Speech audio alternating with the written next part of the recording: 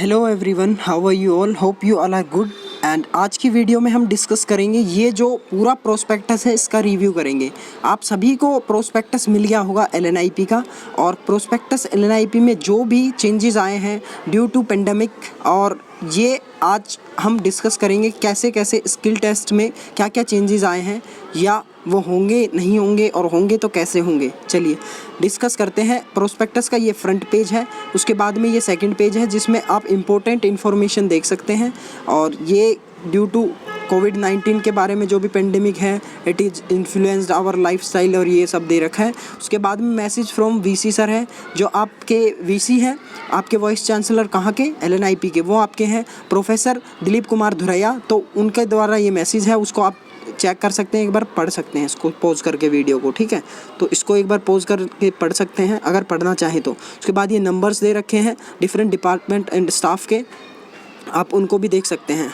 Next अगर हम page की तरफ बढ़ें तो यहाँ पर आप देख सकते हैं जितने भी ये डिपार्टमेंट्स हैं उनके अलग अलग नंबर दे रखे हैं। ये कॉन्टैक्ट नंबर दे रखे हैं एडमिशन इंक्वायरी के लिए, आप इस पर कॉन्टैक्ट कर सकते हैं। साथ में ही नेक्स्ट आपका दे रखा है ये पूरा कंटेंट और डिस्क्रिप्शन पूरा कितना है। उसके बाद में ये पेज नंबर वाइज पूरा आप चेक कर सकते हैं, आप स्विच कर सकते हैं डायरेक्ट उस पेज पे। फिर ये हिस्टोरिकल डेवलपमेंट एलएनआईपी का कितना क्या क्या रहा, उसके बाद में जैसे कि मतलब 1957 में कैसे ये स्टार्ट हुआ, और डॉक्टर पीएम जोसेफ सर का क्या रोल था यहाँ पर, ये फर्स्ट प्रिंसिपल थे हमारे एलएनआईपी के। उसके बाद जैसे ही आप नेक्स्ट बढ़ेंगे तो नेक्स्ट आप देखेंगे ये अवार्ड्स एंड रिकॉग्नाइजेशंस आपके, ठीक है, यूजीसी के द्वारा कितने कितने कब कब अवार्ड दिए गए हैं, ठीक है। उसके बाद कैंपस के बारे में जान सकते हैं आप, कितने 153 एकड़्स में हमारा फैला हुआ है कैंपस। उसके बाद में ऑब्जेक्टिव्स क्या क्या है एलएनआईपी के, तो मेनली ये क्या है, इसका मेन पर्पस क्या है, एलएनआईपी में आपका जाने का क्या पर्पस हो सकता है। तो वहाँ पर आप इनको अगर पढ़ेंगे तो आप इजीली इसको पढ़ पाएंगे कि to prepare a highly qualified leader teacher in the field of physical education and sports and other interdisciplinary subject. उसके बाद में अदर ये आप पढ़ सकते हैं ऑब्जेक्टिव पोज करके वीडियो को। नेक्स्ट इज़ आपका अंडर ग्रेजुएट प्रोग्राम क्या क्या है। आपके अंडर ग्रेजुएट प्रोग्राम में ये आपके बीपीएड है, फिर आपका ये डिप्लोमा इन स्पोर्ट्स कोचिंग है ओनली फॉर डिफेंस या फिर पैरामिलिट्री पर्सन्स के लिए है ये। उसके बाद में ओपन प्रोग्राम आपके ये हैं, और तीसरा प्रोग्राम मैं आपको दिखा दूंगा। फिर पोस्ट ग्रेजुएट प्रोग्राम में आपके कौन कौन से प्रोग्राम एलएनआईपी करवाता है, तो ये masters in physical education, MPEd, MA in yoga, MSc in exercise physiology, MSc in sports biomechanics, फिर एमए इन स्पोर्ट्स फिजियोलॉजी, फिर MA in journalism, sports journalism, फिर स्पोर्ट्स मैनेजमेंट। उसके बाद में पोस्ट ग्रेजुएट डिप्लोमा, ये सभी के लिए है, ठीक है। और ये फिटनेस मैनेजमेंट का पोस्ट ग्रेजुएट, ये सारे जितने भी हैं ये पोस्ट ग्रेजुएट हैं, तो ये सारे मास्टर डिग्रीज़ हैं। उसके बाद में ये ओपन डिस्टेंस के लिए कौन कौन से आपके ये प्रोग्राम है आपके ओपन डिस्टेंस के लिए। फिर डॉक्टरेट प्रोग्राम है, पीएचडी आपकी इन योगा में स्पेशल है, और पीएचडी इन फिजिकल एजुकेशन में है। फिर आपके जो फैकल्टीज़ हैं, ठीक है, तो उनके डिपार्टमेंट क्या क्या है, कैसे कैसे हैं। तो ये पेडागोगी डिपार्टमेंट है, first one is your pedagogy department, उसके बारे में पढ़ सकते हैं। नेक्स्ट आपका सेकंड है, ये आपका है department of sports management and coaching. फिर उसके बाद नेक्स्ट आप देखेंगे तो ये डिपार्टमेंट ऑफ योगिक साइंस है। फिर उसके बाद में फिर स्पोर्ट्स साइंस के अगर हम बात करें सब्जेक्ट कौन कौन से, तो ये एमपीएड में आपके ये स्पोर्ट्स बायोमैकेनिक्स स्पेशलाइजेशन है, ये आपका एक्सरसाइज फिजियोलॉजी डिपार्टमेंट है। फिर हेल्थ एजुकेशन है, नेक्स्ट आपका स्पोर्ट्स साइकोलॉजी है। तो अगर आप हॉस्टल और मेस की बात करें तो यहाँ पर रूल्स और रेगुलेशन है, सभी को मैंडेटरी है कि students from BPEd and MPEd to reside in the hostels. तो ये सभी को पता होगा, हॉस्टल में रहना ज़रूरी है, चाहे आप लोकल हो चाहे आप बाहर के हों, तो सभी को हॉस्टल में रहना और मेस का खाना खाना कंपलसरी है। फिर हेल्थ सेंटर के बारे में दे रखा है, इसे पोज करके पढ़ सकते हैं। फिर को करिकुलर एक्टिविटीज़ हैं, उसके बाद उसमें एनसीसी और एनएसएस के प्रोग्राम्स आपके क्या क्या होते हैं। फिर उसके बाद में स्पोर्ट्स पार्टिसिपेशन के बारे में बता रखा है कि कैसे कैसे आप पार्टिसिपेट कर सकते हैं। नेक्स्ट आपका है एडमिशन एंड रिजर्वेशन। तो इसमें रिजर्वेशन के द्वारा जो गवर्नमेंट ऑफ इंडिया की जो पॉलिसी है वही एप्लीकेबल होगी, एंड 3% जो भी आपके सुपर नंबरी सीट्स हैं उनके लिए मतलब 3% है, वो मैं डिस्कस करूँगा कैसे कैसे वहाँ पर कितनी कितनी सीटें हैं, किस किस को मिलेगी। फिर आप यहाँ पर ऑनलाइन आप एप्लीकेशन डाल सकते हैं, यहाँ पर www.mponline.gov.in, इसका मैं आपको सेपरेट वो दे दूँगा कि कहाँ से आप लॉगिन करके कहाँ से आप मतलब कहाँ आपको रजिस्टर करना है, यहीं से आपका रजिस्ट्रेशन होगा। ऑफलाइन एप्लीकेशन फॉर्म आप LNIP की साइट से डाउनलोड कर सकते हैं, और ऑफलाइन सिर्फ कुछ ही प्रोग्राम्स के लिए है, तो वो हम डिस्कस करेंगे। तो सभी को ऑफलाइन नहीं एप्लीकेशन देना होता है, किसी किसी को देना होता है, तो उसके बारे में हम डिस्कस करेंगे किसको ऑनलाइन और किसको ऑफलाइन देना होगा। MPED और BPED और बाकी सारे प्रोग्राम लगभग आपके ऑनलाइन ही होते हैं। फिर उसके बाद में डॉक्यूमेंट सबमिट आपको अपलोड करने पड़ेंगे, आपके डॉक्यूमेंट जो भी आपका बर्थ सर्टिफिकेट्स वगैरह, ये सारे आप देख सकते हैं कौन कौन से सर्टिफिकेट हैं। नेक्स्ट इज़ योर फीस की एप्लीकेशन फ़ीस, टेस्ट फीस कितनी होगी, 500 रुपये BPED के लिए है, और MPED के लिए 500 रुपये है, PhD के लिए 500, सभी के लिए ऑल कोर्सेज़ के लिए 500 रुपये हैं। ये आपके थ्रू ऑनलाइन आप नेट बैंकिंग या फिर UPI कैसे भी करके ऑनलाइन आप कर सकते हैं। फिर ये आप देख सकते हैं कुछ फ़ीस अलग से एक्स्ट्रा आपको कितनी कितनी देनी है, ठीक है। इंटरनेशनल, अगर आप मतलब इंटरनेशनल या फिर NRI कैंडिडेट है तो आपके लिए अलग है। उसके बाद में ये आपका ऑफलाइन एप्लीकेशन है, इसमें 500 रुपये आपको कैसे सबमिट करना है, ये डायरेक्ट ये IFSC कोड और ये देख के इसमें पूरा सबमिट करना है अगर आप ऑफलाइन सबमिट कर रहे हैं तो। नेक्स्ट इज़ योर फॉरेन और नेशनल, मतलब जो बाहर के स्टूडेंट्स हैं, ठीक है, उनके लिए क्या क्या है, तो उनके लिए अलग से गाइडलाइंस है, तो वो आप जाके एक बार साइट पे पढ़ सकते हैं, www.lnip.edu.in, इस पर आप चेक कर सकते हैं। नेक्स्ट इज़ योर कि जनरल कंडीशंस फॉर एडमिशन के लिए क्या क्या होनी चाहिए, तो ये यूनिवर्सिटी और बाकी सब, इसको आप एक बार पॉज करके पढ़ लेना क्या क्या है। हिंदी और इंग्लिश ये दोनों ही मीडियम में आपके कोर्स होते हैं, तो इसके लिए कोई टेंशन नहीं है। जो हिंदी मीडियम स्टूडेंट है उनके लिए भी बहुत ही ज़्यादा मदद मिल जाएगी, और इंग्लिश मीडियम के लिए भी कोई दिक्कत नहीं है, तो दोनों ही तरीके के यहाँ पर कोर्सेज आप, ठीक है। फिर उसके बाद में ये एनेक्चर है, ये आपको बाद में सबमिट करना पड़ेगा एडमिशन के प्रोसीजर के दौरान। फिर next is your candidates fail to meet, मतलब जितने भी ये गाइडलाइंस है इसमें अगर आप क्वालिफाई नहीं, आप एलिजिबल नहीं है तो आप मतलब भर नहीं सकते, उसके बाद एडमिशन के लिए एलिजिबल नहीं हो। तो next is selection for candidates, ये सिलेक्शन आपके कैंडिडेट्स के लिए क्या क्या होंगे वो आप अंडर BPED और MPED के नीचे प्रोग्राम में देखेंगे कि कैसे कैसे क्या है। फिर फीस पेमेंट है, उसका सबमिशन।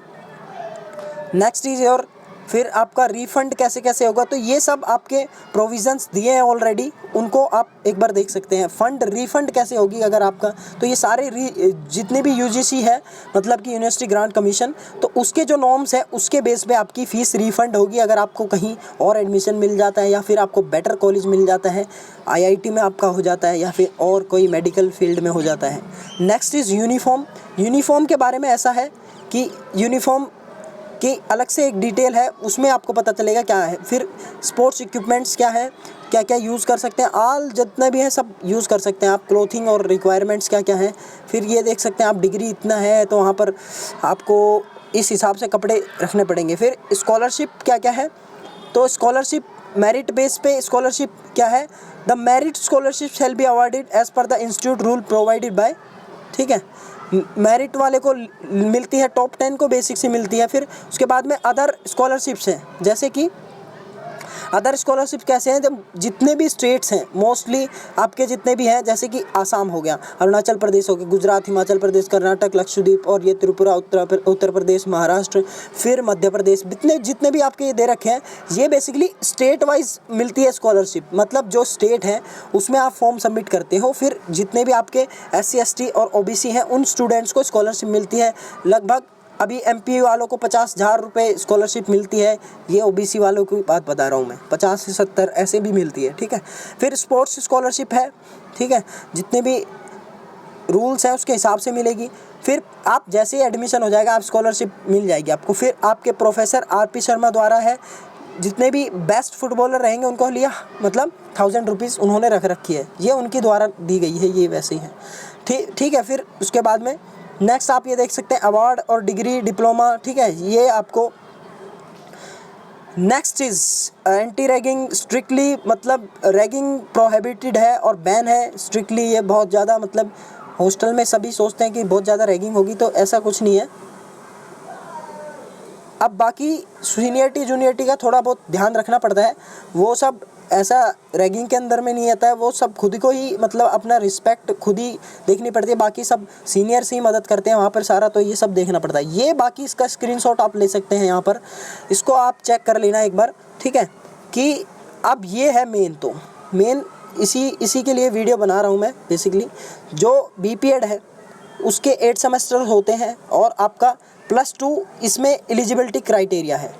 नेक्स्ट इज़ यार 100 और 100 सीट दोनों LNIP ग्वालियर और गुवाहाटी दोनों जगह है। 31 जुलाई आपका लास्ट डेट है। अब ये चेंज भी हो सकती है मे बी, क्योंकि अब पता नहीं है ना किसी को कितना, लेकिन आप ये अभी कंसीडर करेंगे इसको। मास्टर डिग्री के भी लिए सेम 80 और 40 सीटें हैं। ये सीटें हैं, लेकिन आपकी 3 सीटें प्लस 3 सीटें वो अलग हैं, बिल्कुल अलग हैं, जो स्टाफ की हैं और जम्मू कश्मीर की हैं, वो इनमें नहीं आती हैं, वो मैं डिस्कस करूँगा आगे। नेक्स्ट इज़ डिप्लोमा के लिए आपकी +2 वालों के लिए, ये सिर्फ पैरामिलिट्री पर्सनस के लिए या जो डिफेंस में है फौजी आदमियों के लिए है। और ये बेसिकली आपके 15 सीट ग्वालियर में है ईच स्पोर्ट्स और गेम में। आगे डिस्कस करेंगे कौन कौन से गेम और स्पोर्ट्स हैं। 31 ये सारी डेट इनके हैं।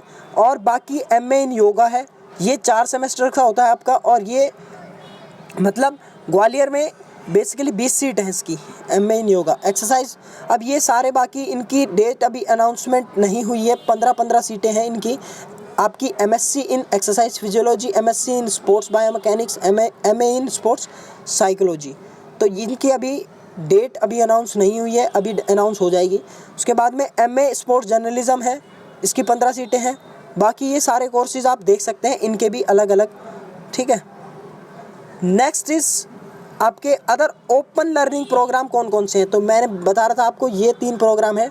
BA प्रोग्राम है, ठीक है, ये इलाइट एथलीट्स के लिए है, जो भी हमारे बहुत ही प्रो लेवल के खिलाड़ी हैं उनके लिए। Next is your diploma in sports event management. फिर आपका PGDSC, मतलब PGDSC नहीं है ये, PGDSM मतलब स्पोर्ट्स मैनेजमेंट भी है इसमें। नेक्स्ट इज़ इसका आपका post graduate diploma in sports journalism, ठीक है, ये आपके 6 सेमेस्टर का है। और बाकी 2 सेमेस्टर के, बाकी 1 साल के हैं। ये आपका 3 साल का कोर्स है। इसमें +2 है एलिजिबल, इसमें ग्रेजुएशन है इन दोनों प्रोग्राम्स में। इसकी भी लास्ट डेट 31 है। नेक्स्ट इज़ आपका बैचलर ऑफ फिजिकल एजुकेशन के बाद में अगर बीपीएड, मतलब ये बीपीएड की बात कर रहे हैं हम, ठीक है। बीपीएड में आपका कितने सीट है मैंने बता दी। लास्ट एप्लीकेशन ये है। फिर डाउनलोडिंग एडमिशन ये अभी आएंगे, इसमें आप कब ये मैं बता दूंगा, जैसे ही इन्फॉर्मेशन आएगी आपको मिल जाएगी, कोई टेंशन वाली बात नहीं है। फिर काउंसलिंग की डेट है, ये सारी आपकी देखिए काउंसलिंग होगी। जैसे आपका देखिए सबसे पहले आप फॉर्म भरेंगे, ठीक है, फिर उसके बाद में एडमिट कार्ड डाउनलोड करेंगे, फिर आप एंट्रेंस देंगे, फिर ऑनलाइन रिजल्ट आएगा। आफ्टर दैट काउंसलिंग होगी, या ऑनलाइन काउंसलिंग होती है, उसमें आप चॉइस करेंगे कोई भी, आपका गुवाहाटी लेना है या ग्वालियर लेना है। फिर उसके बाद में आपको जो भी मिल जाएगा उसका अलॉटमेंट मिलेगा, सीट अलॉट हो गई आपको। उसके बाद आपका मेडिकल होगा, फिर आपका क्या होगा, रजिस्ट्रेशन, पेमेंट फ़ीस, आपको फ़ीस पेमेंट करनी पड़ेगी जितनी भी आपकी 32-34, ठीक है, अभी देखेंगे हम। फिर आपका जितना भी स्टेप वाइज है, ठीक है। नेक्स्ट इज़ आपका ये ओरिएंटेशन प्रोग्राम होगा, तो इसके बारे में ऑलरेडी हमने बना रखी है वीडियो, इसको देखना। नेक्स्ट इज़ आपका रिजर्वेशन सीट्स कितनी है। तो SC कैंडिडेट के लिए आपकी मेंस में 11 सीट और वुमेंस में 5 सीट, तो टोटल मिला के 16 हो गई, सॉरी, ठीक है, टोटल 16 सीट। फिर ऐसे यहाँ पर ST फिर OBC, फिर आपकी अनरिजर्व, ये सब आप देख सकते हैं। अब मैंने बता रहा था आपको 3 सीट और वो 2 सीट ये है, जो ये हैं जो इनके अंडर में आते हैं उनके लिए 3 सीट है। फिर 2 सीट किसके लिए है, वुमेंस के लिए, और 5 सीट टोटल मिला के हैं। तो ये और +3, तो ये 5 और 3 8 सीट, ये बिल्कुल अलग है, सेपरेट है। तो ये 108 सीट हो जाती हैं टोटल मिला के। तो इस चीज़ का थोड़ा ध्यान रखना आप। नेक्स्ट इज़ LNIP NERC में क्या है, तो इसमें भी सेम ही रूल लागू होते हैं।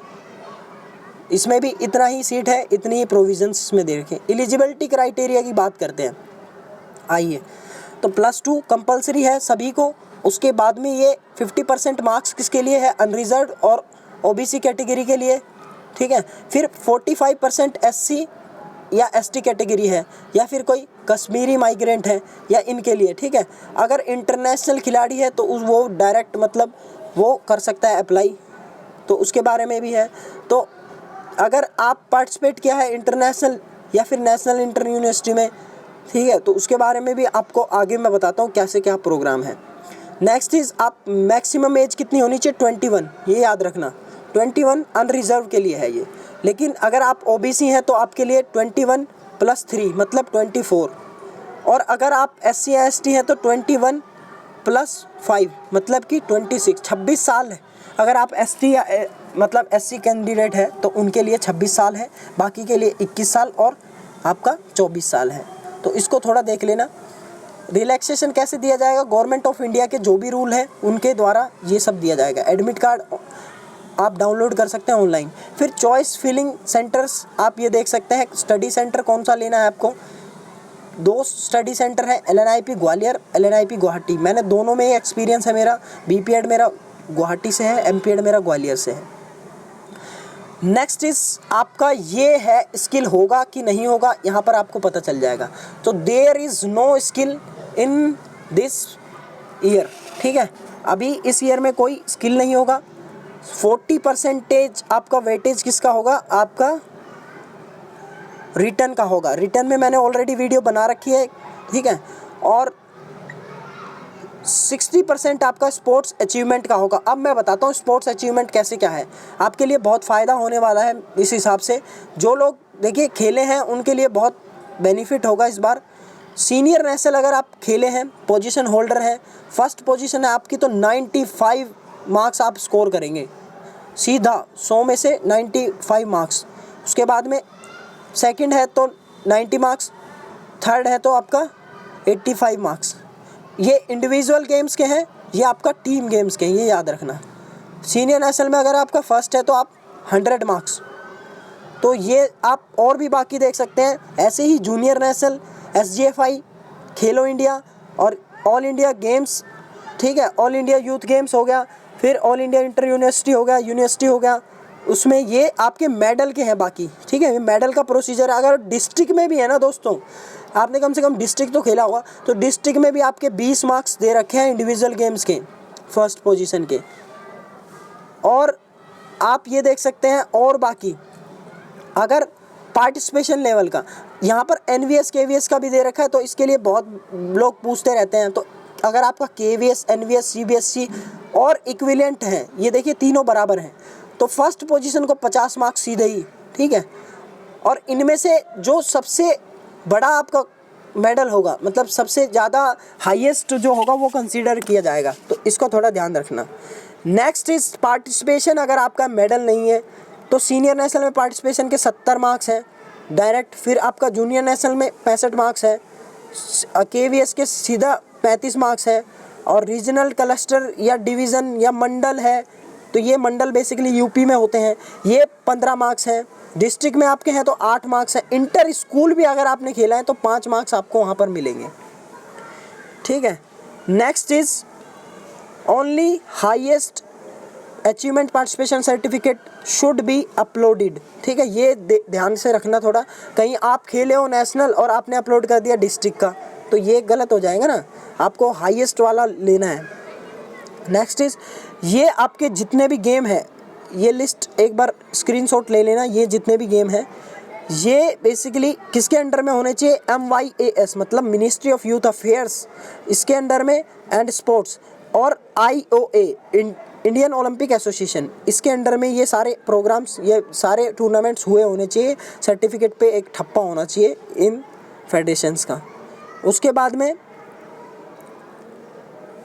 नेक्स्ट इज आपका जो भी डायरेक्ट एडमिशन के लिए अप्लाई कर रहा है, तो डायरेक्ट एडमिशन के लिए ये जितने भी टूर्नामेंट्स हैं आपके, वर्ल्ड चैंपियनशिप हो गया, जूनियर नेशनल, सीनियर नेशनल, बाकी वर्ल्ड लेवल पे, ठीक है, फिर आपका एशियन गेम्स हो गया, एफ्रो गेम्स हो गया, सैफ गेम्स हो गया, साउथ एशियन फेडरेशन, फिर जितने भी इंटरनेशनल लेवल के हैं ये सब इस गेम, इन सारे गेम्स में, जैसे archery, badminton, basketball, best physique भी यहाँ पर दे रखा है। और मैं भूल गया आपको बताना, BPED में भी यहाँ पर बेस्ट फिजिक है। तो बहुत ही ज़्यादा एक तरह से मैं कहूँगा, देखिए गेम कौन कौन से हैं यहाँ पर, इसके लिए सेपरेट वीडियो बना दूँगा। बेस्ट फिजिक दे रखा है एक्स्ट्रा, ठीक है। उसके बाद में बॉक्सिंग भी दे रखा है, कैनोइंग दे रखा है, क्रिकेट दे रखा है, कयाकिंग भी दे रखा है, ठीक है। कैनोइंग, कयाकिंग, डाइविंग ये तीनों एक ही साथ होते हैं बेसिकली। जिम्नास्टिक्स दे रखा है, सारे और गेम है, और नए ऐड जो भी हुए, वेट लिफ्टिंग तो है ही, रेसलिंग, योगा, ठीक है। बाकी ये सारे प्रोग्राम हैं। और भी आपका जो भी गेम होगा इसके अंडर में होगा तो वो कंसीडर किया जाएगा, ठीक है। सो नेक्स्ट वन इज़ आपका, ये सारे गेम हो गए। फिर डायरेक्ट एडमिशन की बात कर रहे थे हम, तो डायरेक्ट एडमिशन में ये सारे गेम में अगर आपने ये सारे टूर्नामेंट खेले हैं ऊपर, तो इंटरनेशनल अगर आप खेला है तो वो होना चाहिए 1 जुलाई 2017 से बाद का, उससे पहले का नहीं होना चाहिए, वो कंसीडर नहीं किया जाएगा।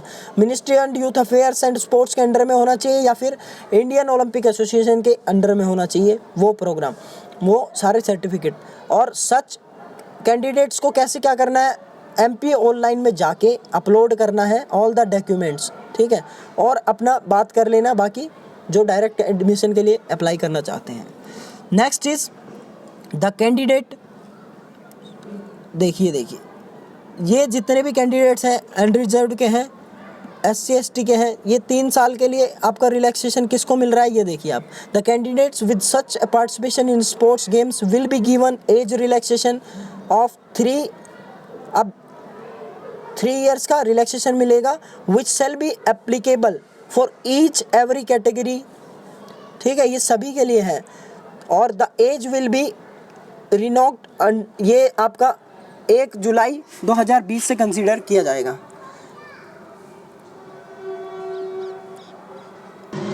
सो नेक्स्ट इज आप यहाँ पर देख सकते हैं, मतलब ये सभी को मिलेगी ये वाली रिलैक्सेशन। और साथ में ये आप देख सकते हैं कि इंटरनेशनल, या फिर अगर आप इंटरनेशनल खेले हैं, लेकिन वो कौन सा होना चाहिए, वो ऐसा नहीं होना चाहिए इंटरनेशनल या इनविटेशन टूर्नामेंट नहीं होना चाहिए, ठीक है। बहुत सारे होते हैं इनविटेशन टूर्नामेंट, तो वो नहीं होना चाहिए, क्योंकि बहुत सारी फेडरेशंस डायरेक्ट मतलब वो करवाती हैं इनविटेशन टूर्नामेंट्स हैं, स्पेशली कराटे वगैरह में बहुत होता है ये, तो उसके लिए आप थोड़ा देख लेना, वो मिनिस्ट्री एंड यूथ अफेयर्स के अंडर में होना चाहिए टूर्नामेंट। फिर ये डायरेक्ट एडमिशन के लिए आप ये www.lnip.edu.in पर विजिट करके एक बार चेक कर सकते हैं। फिजिकली चैलेंज अगर कोई कैंडिडेट है तो उसे यहाँ पर परमिट नहीं किया जाएगा, क्योंकि बहुत सारी फिजिकल एक्टिविटीज़ हैं वेरियस जो यहाँ पर परफॉर्म करनी होती हैं, तो उसी के लिए। नेक्स्ट इज़ फीमेल कैंडिडेट, मतलब अगर कोई मैरिड कैंडिडेट है तो वो एलिजिबल नहीं है एडमिशन के लिए, ये BPED के लिए है। MPED में आप देखेंगे तो वहाँ पर एलिजिबल कर रखे हैं, ठीक है। नेक्स्ट इज फीस स्ट्रक्चर की बात करें तो ये एनेक्चर आप ये देख सकते हैं, 18 नंबर एनेक्चर आप मिल जाएगा। उसके बाद में ये वेट अ सेकेंड,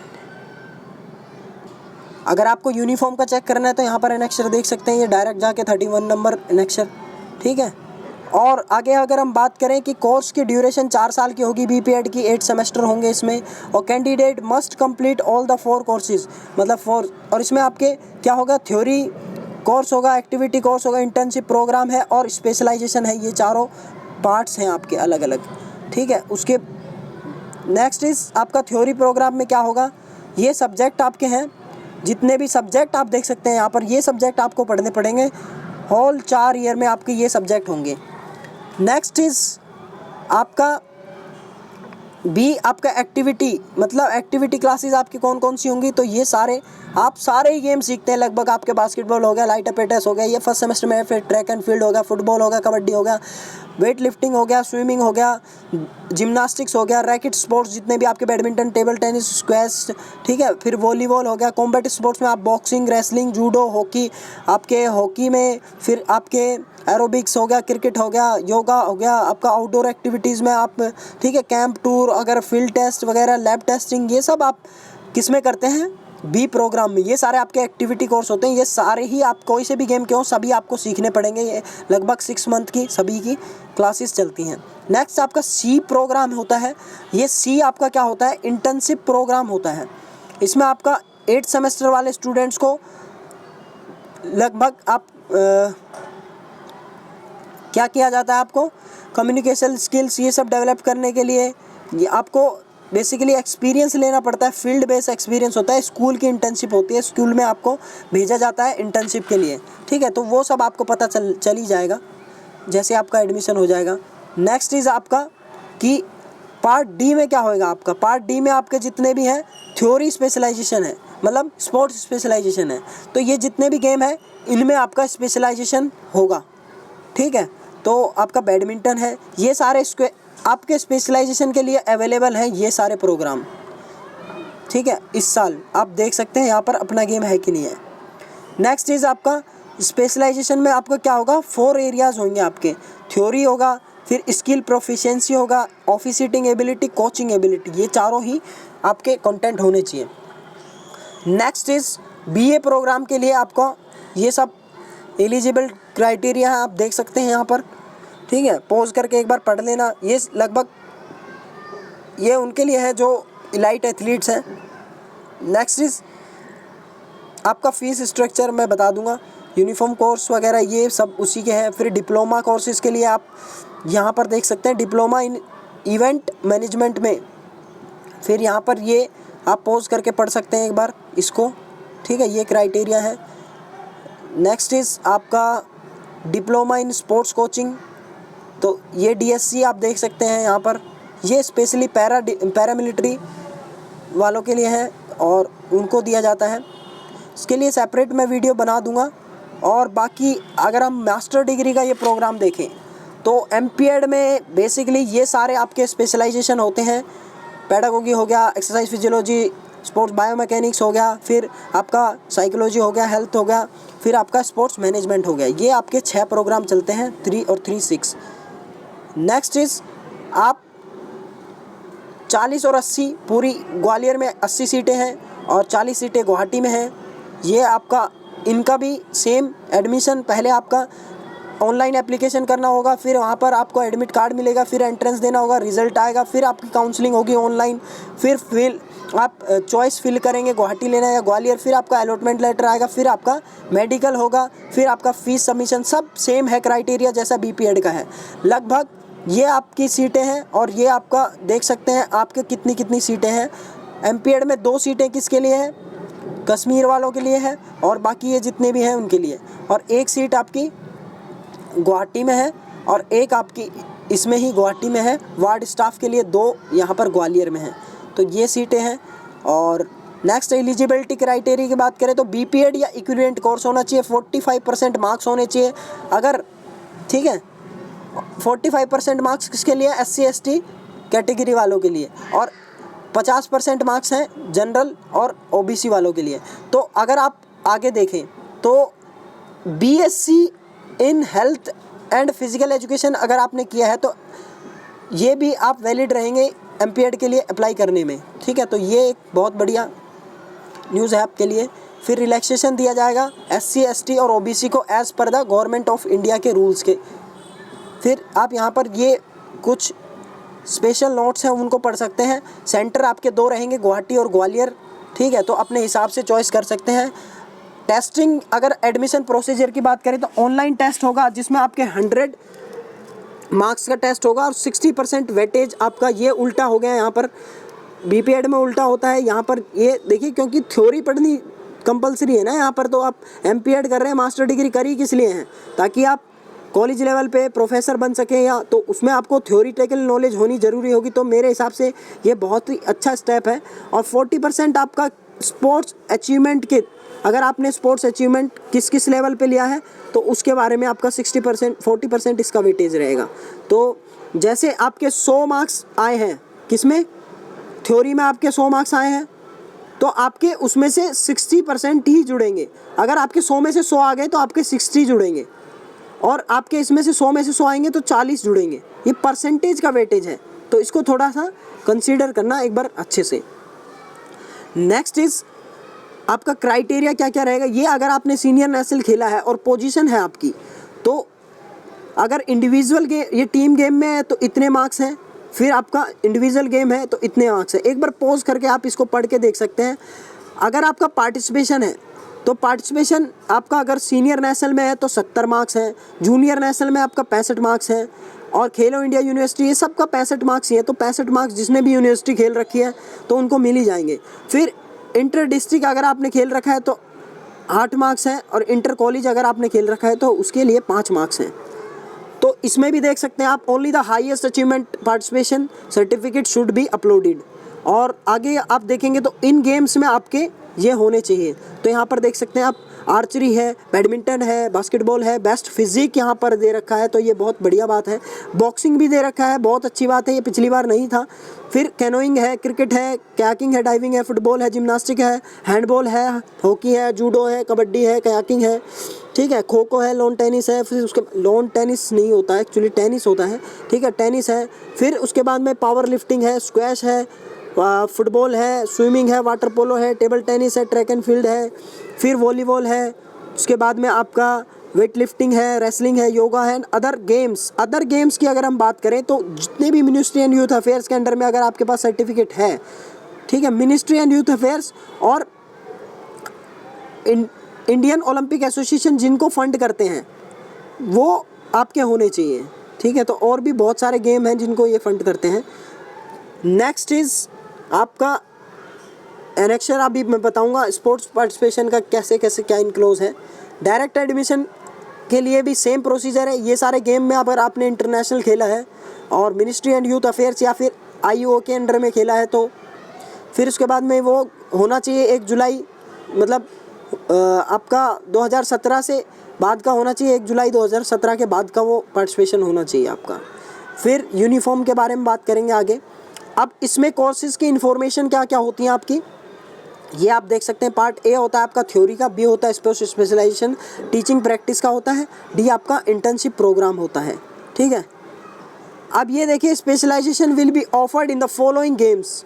स्पेशलाइजेशन आप इन गेम्स में करेंगे, आप अप्लाई उन गेम्स से कर सकते हैं, लेकिन आपको specialisation badminton, basketball, cricket, football और आपका gymnastics, hockey, handball, judo, swimming, table tennis आप सही दे रखा है ना, यहाँ लॉन टेनिस दे रखा था, tennis, track and field, volleyball और आपका साथ में ही वेट लिफ्टिंग एंड योगा। बस इतने ही गेम्स में आपका स्पेशलाइजेशन होगा। तो आपको स्विच करना पड़ेगा अपने गेम को इन गेम्स से, तो आप अपने हिसाब से कुछ गेम में स्विच कर देंगे। फिर MA इन योगा प्रोग्राम है, इसमें भी आप देख सकते हैं सीट कितनी है, 20 सीट है टोटल, एक्स्ट्रा 1 सीट है किसके लिए, कश्मीरी माइग्रेंट्स के लिए। और बाकी एलिजिबिलिटी क्राइटेरिया इसका भी 45% मार्क्स होने चाहिए बैचलर डिग्री में। बाकी ये देख सकते हैं, पोज करके एक बार देख लेना इसको। फर्स्ट पोजीशन, आप इसका एडमिशन प्रोसीजर भी सेम ऐसे रहेगा, इतने इसमें मार्क्स मिलेंगे आपको। फिर यूनिफॉर्म वगैरह की मैं बात करूँगा आगे, थ्योरी प्रैक्टिकल इसमें क्या क्या होता है इसको एक बार पोज करके देख लेना। और इसकी PDF मैंने टेलीग्राम पे डाल रखी है, तो उसको एक बार देख लेना। MSc प्रोग्राम, ठीक है। फिर ये सारे प्रोग्राम ही आप देख सकते हैं, इनकी एक बार पॉज करके आप देख सकते हैं। मेन अब देखिए एनेक्सर की तरफ चलते हैं।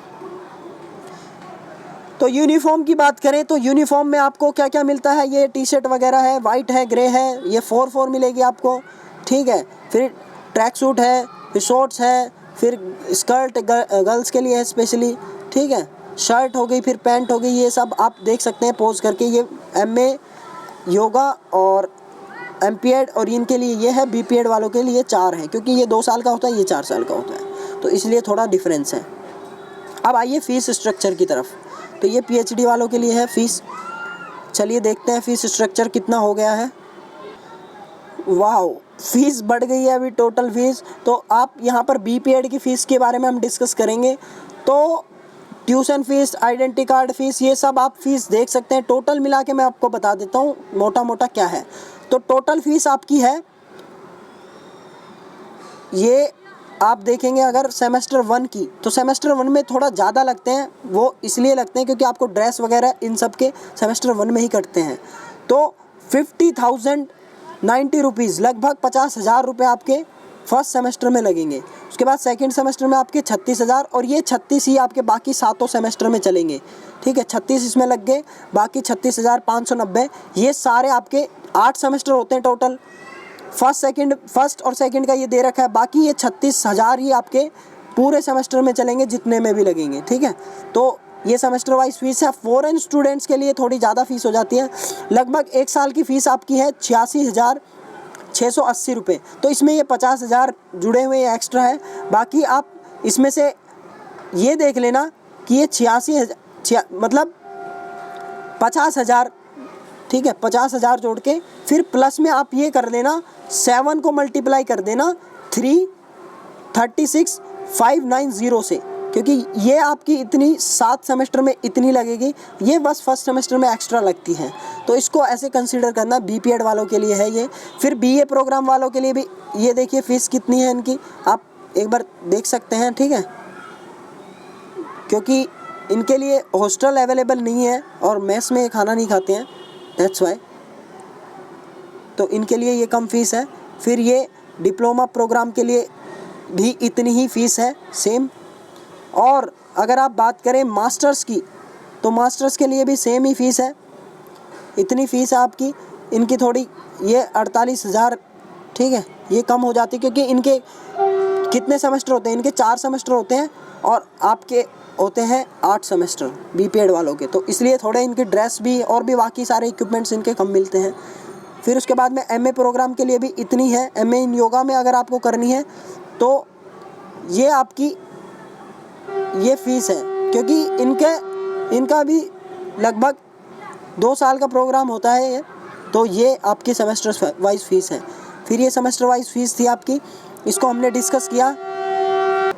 बाकी लास्ट में ये सिलेबस है, तो जिसको सिलेबस देखना हो वो एक बार बिल्कुल लास्ट में जाके ये एनेक्सर 10 से लेके पूरा आप ये देख सकते हैं 11, 12 और ये बाकी पूरा आपको मिल जाएगा जितना भी सेमेस्टर है। तो पॉज करके एक बार वीडियो को देख लेना, मतलब वीडियो को पॉज करके क्या इसका पूरा प्रोस्पेक्टस मैंने डाल रखा है, तो उसको एक बार पीडीएफ को देख लेना, ठीक है। बाकी ये जितना भी प्रोस्पेक्टस है ये आपको इस बेस में चाहिए होता है। अगर आप एससी या एसटी कास्ट के स्टूडेंट हैं तो आपको इस फॉर्म में ही ये बनाना होता है। अगर आपका इस फॉर्म में नहीं होगा ना सर्टिफिकेट, तो आपको रिजेक्ट कर दिया जाएगा अगर आपका रिजर्वेशन पे सिलेक्शन होएगा तो, ठीक है। तो इस फॉर्म में ही होना चाहिए वो, और यही पूरा फॉर्म चलता है पूरे ऑल ओवर इंडिया में अगर आप देखेंगे तो, ठीक है।